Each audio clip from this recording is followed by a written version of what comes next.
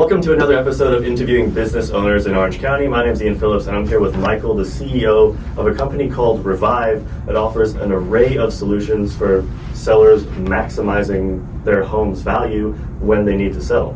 So, Michael, please tell me about what got you into this company, your background, and we'll talk a little more about what Revive does for homeowners. Great, thank you. I think in one word, two words: institutional overreach. So I was a flipper, I was a builder, and I was working locally. I had a small company that was flipping locally, so that meant I was meeting people. I lived close by the neighborhoods that I flipped and built in, and I just hated the institutional overreach and gutting of these communities, right? So these big institutions that don't have faces, every homeowner, every home is literally basically a line item on a spreadsheet, right? And I hated that.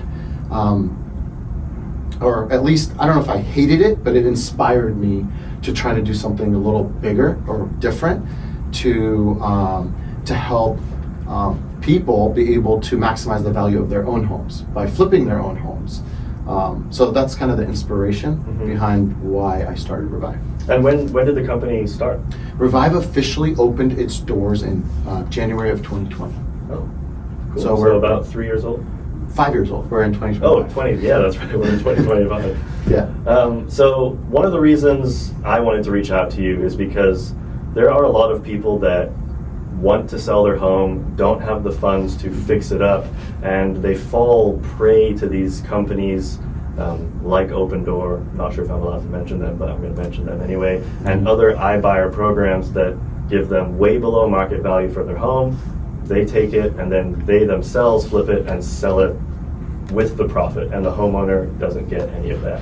So I know you offer a couple different solutions to this that actually benefits the homeowner substantially.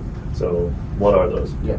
Well, let me start by saying that while I do hate corporate greed and institutional overreach, I'm not an anti-investor. I'm not anti-profit, right? And I think there's nothing wrong with companies wanting to invest in neighborhoods and make a profit. The reality is, anybody who's going to buy your home and improve it, they're doing it to make a profit. And that's okay. As long as they're doing it with integrity and doing it responsibly, there's nothing wrong with that. Yeah. But the question is, why? Why not the person who owned the home for 30 years, 40 years, why can't they maximize the equity that they have built over those years? Why give it up to an institution or even a good investor locally? Why give it up if you don't have to?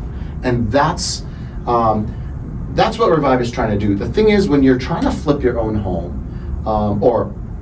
it is essentially flipping your own home, right? Because you want to bring it to market, and no matter what you do, you're trying to get the highest price for it. So how do you get the highest price for it? Well, you make sure it's in turnkey condition, right? And particularly in Orange County where I work, we're seeing homes that are remodeled properly. They sell significantly faster and for top dollar, way higher dollar per square foot compared to the homes that need a lot of work. They sit on the market for 90, 120 days, whereas the remodel ones are selling substantially quicker than the homes that need fixing. Yeah, well, the reality is more than 50% of the buyer pool today is made up of millennials. Being that you are a millennial, right? Just about. I'm 31. Yeah, okay. What we know about millennials is these people are very busy, right? They have good paying jobs, and they are kind of the bigger part of the buying pool, right? But they're not our parents, not my parents, right? They're not getting dirty. They're not taking on projects. They want turnkey, right? And they're also very prideful. They want to be proud of the spaces that they're buying, and they want to entertain, and they want to have that lifestyle that everybody wants, but especially in Orange County, right? So I think, yes, having a turnkey home is key to maximizing its value. So what do you need to do to maximize the value of your home? Well, you need to take care of the deferred maintenance issues. That's easy. If you really want to make the money that the investor was going to make off your home, or the next homeowner that was going to have built-in equity in their home, what you want to do is do those strategic high ROI updates. The kitchens, the bathrooms, the floor. If you have a 20-year-old, 30-year-old, 4-year-old kitchen, it's not going to get you the top dollar. So you want to do those things. Obviously, every home, every neighborhood requires a very specific plan. That's where you get with your realtor and Revive, and they can help you put that custom plan together. Or that's what we do. But yeah, so that's what it takes to kind of maximize the value of a home, is kind of update it. Now, that sounds pretty easy, right? Oh, we'll just put a new kitchen, put a new bathroom. But the reality is, most homeowners, one, may not have the money for that, number one. Number two, they've had some horrible experience taking on a project, mainly around taking like 5 times as long as what they thought and costing double what they thought it was going to cost, right? Yep. And so that's the problem that Revive is trying to solve, right? So we know what we need to do. We could advise on that. Real estate agents are really good at knowing what to do because they're selling real estate all day long, right? So listen to your realtor, and Revive could help advise that. But then what about the execution, right? And so what we've built is a contractor network, right? Where this is not an Angie's List. This is, like in Orange County, we have 6 what I call production contractors that have W-2 employees that self-perform all of the work. But that is all they do. Just like when I was a flipper in any successful institution that hits their marks, time and budget consistently, that's what our contractor network does, and they do it because that's all they do. They do the execution. They are not doing any of the front and back office things that we're taking on for them. So we're taking care of the estimating, the designing, the procurement, the permitting, the quality control, the fund control. We're taking care of all that. So all they do is what they did when I was running a fund, right? Just show up, schedule, manpower, right? And do it with in-house employees. So we built that network, and we've got the financing to pay these guys, so a consumer doesn't even have to pay until their home sells. It's almost a too good to be true product, in my opinion. Yeah, it's like a one-stop shop, too good to be true product. In fact, I think in 2020 when we launched this, because I want to say that we were one of the pioneers of, the Renovate to Sell program, which brought a contractor and the money to homeowners. One of the biggest things we faced is people kind of thought, what's the catch? Mm-hmm. How do you make your money, right?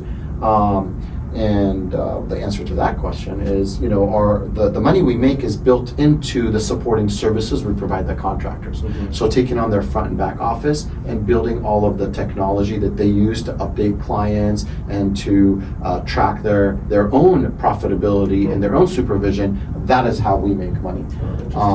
And because we do volume, we're able to help them be more efficient in all aspects of their business. Wow. So So you have, I think your most popular product is Renovate to Sell. Is that correct? That's our flagship product, which is the money and the contractor network. So yes, that's the product. We have another product that we, honestly stumbled across. Right. What happened is we were partnering with real estate brokerages and agents to bring this solution to their clients, right? Which is, hey, if you want to sell, make sure it looks great, make sure it's turnkey, right? And we'll provide the money and the work.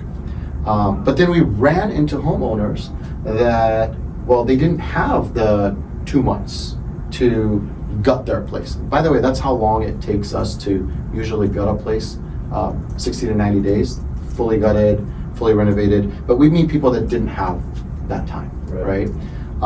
These are people that, may be struggling with making their mortgage payments. These are people that may have found their next home. These are people that may have bills that they want to cover. They need some of that equity extraction a little bit more immediately, right? And so for those people, we came up with a program called Sell 360, and this program allows us to cash them out of 80% of what their house is worth today, and then do some strategic renovations that they've approved, and then put it back on the market. And then they get 100% of that upside, right? Minus a flat fee.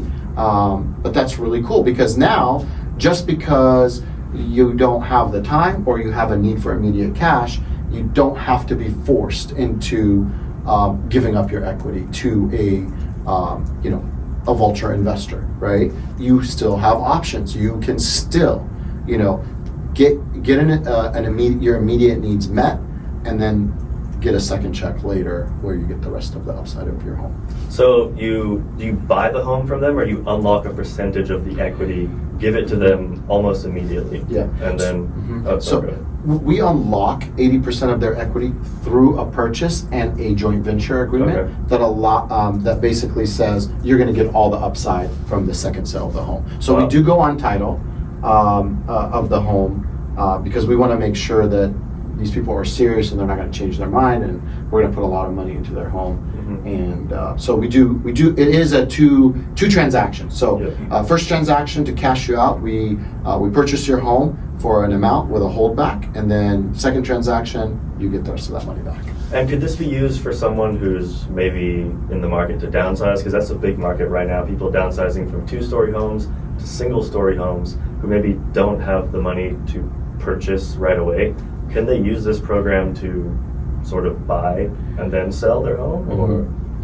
I think it's for anyone that doesn't want to deal themselves with showings, repairs, or the traditional hassles of going through that process of selling a home, right? But rather than selling to, an iBuyer, right, or selling to an investor to get that those benefits, you could sell to Revive and then just wait around for the second check. And we take care of all those things. So anybody who doesn't want to deal with that and needs money more immediately, it's good for. It doesn't matter the reason. And that program is just so much better than any other iBuyer because you're not going to share in that profit, essentially. You're not going to get a second check if you sell your home to basically anyone else. I don't know another company that offers something like this, but the ability to essentially flip your own house and have that benefit is pretty cool, in my opinion. And I think it definitely benefits so many homeowners who, like you said, don't have the money to do those upgrades and sell their home for top dollar. Yeah, I obviously agree with you. I'm very passionate about what Revive is doing, and it's literally helping to level the playing fields for homeowners, right? Working with real estate agents and homeowners to help them have solutions that literally just a few years ago weren't even on anyone's radar. And that is so exciting for me to be a part of and to be a part of building. You didn't ask me this, but we are very California centric. We are operating right now in California exclusively for these programs. I'm having a lot of fun doing it. Nice. So you mentioned you started in 2020, and I want to talk about a little bit maybe your business and how it's been in 2025 compared to other years. It was an interesting beginning of the year. This market has been very weird. Yeah. What I will say is we are ending, and maybe I could ask you, how is it in the real estate world? How are other agents, maybe not you specifically, but how are agents and brokerages, their numbers, are they overall down? Numbers are down overall. For me personally, the first few months of this year was very slow, but I would say the last 3 to 4 months has ramped up immensely for whatever reason. Usually it's actually the opposite, where the first half of the year will be busy, second half of the year will be slow, but I've closed 6 homes in the last 3 months, and 2 more are scheduled to close in January.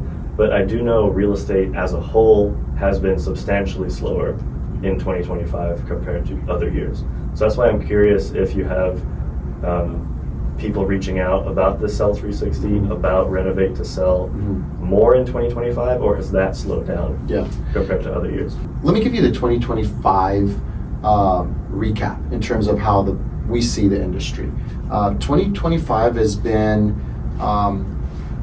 it's actually been a great year for us. I think part of that is because we have multiple products, right? Whether it's Renovate to Sell, Sell 360, and even another product called Renovate to Stay.